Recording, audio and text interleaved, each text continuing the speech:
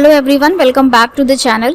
अपने last video में हमने आपको सेक्शन 80 टीटीबी के बारे में डिटेल्ड इन्फॉर्मेशन दी थी। साथ ही हमने ये भी देखा था कि ITR 1 में हम 80 टीटीबी का डिडक्शन किस तरह से क्लेम करते हैं। पहले हम ग्रॉस टोटल इनकम में अमाउंट को ऐड करते हैं, उसके बाद हम 80 टीटीबी का डिडक्शन क्लेम करते हैं। ये सेक्शन सिर्फ सीनियर सिटीजन्स या फिर सुपर सीनियर सिटीजन्स के लिए है और यहाँ पर हम 50,000 रुपीज तक का डिडक्शन क्लेम कर सकते हैं। आज के वीडियो में हम देखेंगे कि किस तरह से हम सेक्शन 80 टीटीबी का डिडक्शन ITR 2 में क्लेम करेंगे। अगर आप 80 टीटीबी के बारे में डिटेल में जानना चाहते हैं तो आप हमारा लास्ट वीडियो रेफर कर सकते हैं, जहां पर कि हमने काफी सारे पॉइंट्स कवर किए थे कि इस सेक्शन के अंदर हम कौन से इंटरेस्ट का डिडक्शन क्लेम करते हैं। वीडियो का लिंक आपको नीचे डिस्क्रिप्शन बॉक्स में मिल जाएगा, वहां से चेकआउट कर लीजिएगा। चलिए लाइव पोर्टल पर चलते हैं और वहां पर देखेंगे कि ITR 2 में हमें इस सेक्शन का बेनिफिट कैसे लेना है। तो सबसे पहले तो हम इनकम टैक्स की साइट पर आ जाते हैं, जो कि है incometax.gov.in। यहाँ पर हमें राइट हैंड साइड में लॉगिन का बटन मिलता है। सबसे पहले लॉगिन कर लेते हैं। यहाँ पर हम अपना पैन नंबर देंगे और पासवर्ड डालकर कंटिन्यू करेंगे तो हम लॉगिन हो जाएंगे। और लॉगिन करने पर हमारे पास इस तरह से डैशबोर्ड आता है। यहाँ पर हमें फाइल नाउ पर क्लिक करना है। Assessment year 22-23, online mode, continue, start new filing. अगर आपने पहले से कोई ड्राफ्ट सेव किया हुआ है तो आप रिज्यूम कर सकते हैं, लेकिन यहाँ पर हम आपको फ्रेश फाइलिंग करके बता रहे हैं कि 80 टीटीबी को आपको किस तरह से शो करना है ITR 2 में।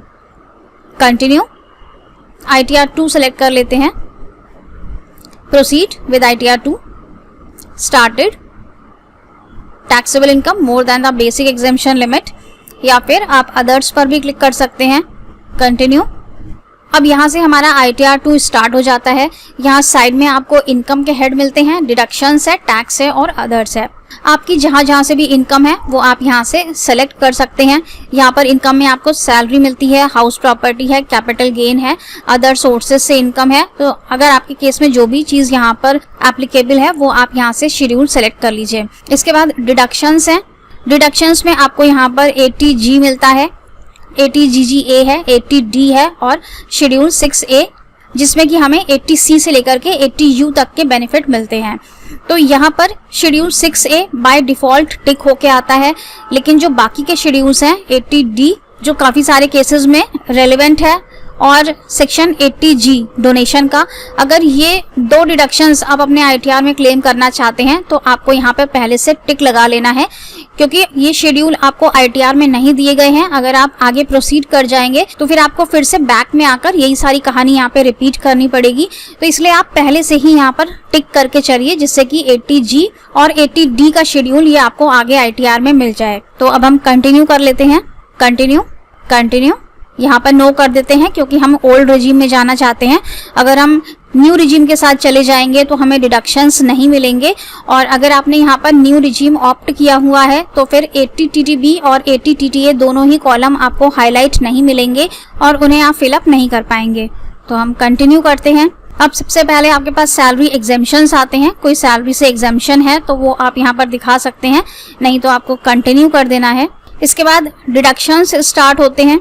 सबसे पहले 80C है। अगर 80C में आपको कोई डिडक्शन क्लेम करना है तो आप यहाँ पर यस करेंगे और अमाउंट दे देंगे। इसके बाद यहाँ पर आपको काफी सारे डिडक्शंस मिलते हैं। 80D है, 80E है, 80G है, GG। इसी में नीचे आएंगे तो आपको यहाँ पर सेक्शन 80 TTA मिलता है और सेक्शन 80 TTB मिलता है। यहाँ पर ये हम आपको सीनियर सिटीजन की ITR में करके दिखा रहे हैं, क्योंकि अगर हम बिलो 60 ईयर्स के केस में ये फाइलिंग करेंगे तो 80 TTB हाईलाइट नहीं होगा।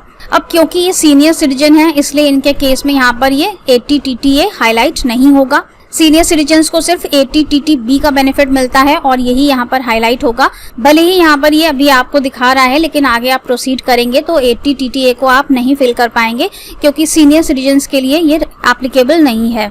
तो हम 80 TTB में यहाँ पर यस कर देते हैं और अभी हमसे कहेगा कि आपको शेड्यूल फिल करना है। ठीक है, हम नीचे कंटिन्यू कर देते हैं।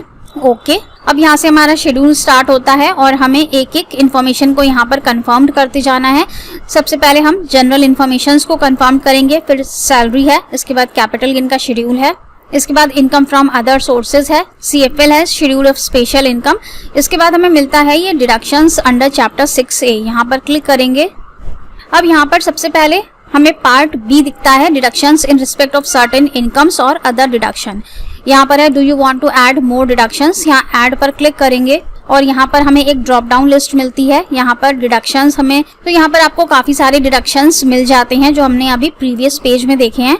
अगर वहां से कोई भी आपका डिडक्शन क्लेम करना रह गया तो आप फर्दर यहाँ पर क्लेम कर सकते हैं।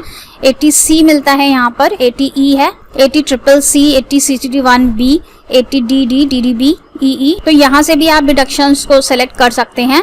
और अगर आपको 80TTB का डिडक्शन चाहिए है तो आप यहाँ पार्ट सी में क्लिक करेंगे और जब आप ऐड अनदर पर क्लिक करेंगे तो यहाँ पर आपको दो शेड्यूल मिलते हैं, एक है सेक्शन 80TTA का और दूसरा है 80TTB का।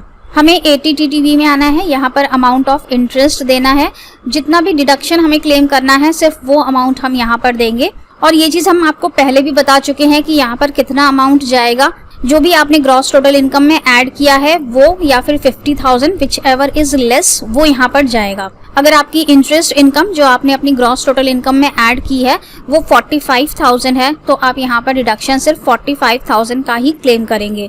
लेकिन अगर आपकी इनकम, इंटरेस्ट इनकम जो आपने ग्रॉस टोटल इनकम में दिखाई है वो 55,000 है तो आप 55,000 यहाँ पर क्लेम नहीं करेंगे, आप सिर्फ 50,000 ही यहाँ पर क्लेम करेंगे।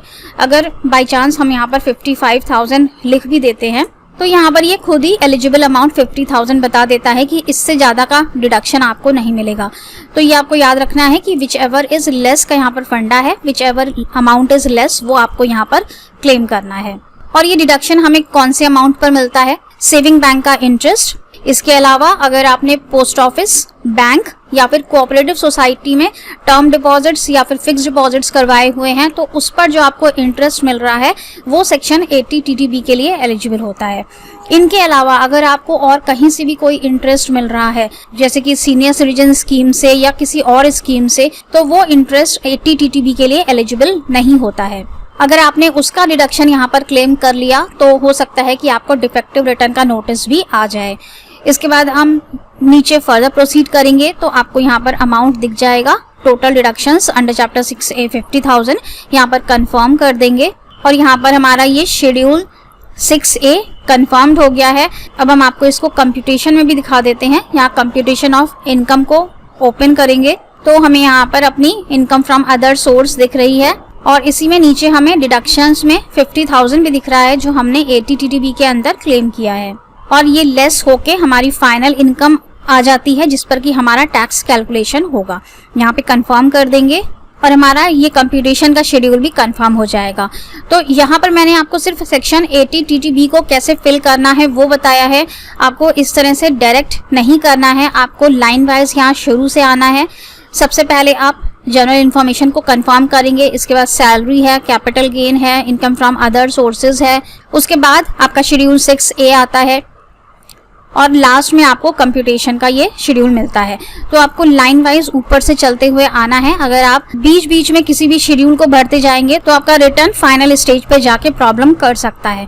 यहाँ पे ऊपर से लाइन वाइज ही आइएगा। जब आपका ये शेड्यूल यहाँ पर टैक्स का ये शेड्यूल कंफर्म हो जाएगा और आपकी फाइनल टैक्स लायबिलिटी या फिर रिफंड कंप्यूट हो जाएगा तो आपका ये कॉलम यहाँ पर हाईलाइट हो जाता है। आप प्रोसीड टू वेरिफिकेशन करेंगे, अपने रिटर्न को एक बार चेक कर लेंगे, ई वेरीफाई करेंगे और सबमिट कर देंगे। तो बस फ्रेंड्स, आज के वीडियो में इतना ही। होप कि वीडियो आपके लिए यूजफुल रहा होगा और आपने सीख लिया होगा कि सेक्शन 80TTB को ITR 2 में कैसे दिखाना है। बहुत सारी क्वेरीज थी कि ITR 2 में 80TTB का कॉलम हाईलाइट नहीं हो रहा है, तो हमने यहाँ पर आपको लाइव दिखा दिया है। साथ ही बहुत सारे कमेंट्स ये भी हैं कि ITR फाइलिंग नहीं हो रही है, तो साइट पर ऐसी कोई भी प्रॉब्लम नहीं आ रही है। ऐसा नहीं है कि AIS ओपन नहीं हो रहा है या फिर ITR फाइलिंग नहीं हो रही है। ITR फाइलिंग स्मूथली हो रही है और ये मानकर चलिएगा कि 31 जुलाई लास्ट डेट है, एक्सटेंड होने का वेट मत करिएगा। So thank you so much for watching this video. Stay safe and healthy. Bye bye.